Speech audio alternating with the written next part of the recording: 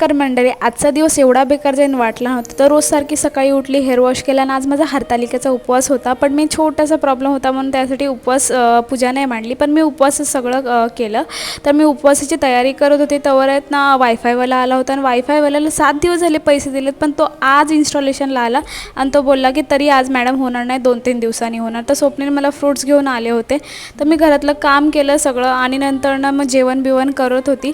तर माझं एक ना पार्सल आलं होतं, मी इंस्टाग्रामवरनं ऑर्डर केलं होतं. ते पार्सलचे मी पैसे दिले होते ड्रेससाठी आणि त्या असा कपडा आला होता 100 रुपयासारखा.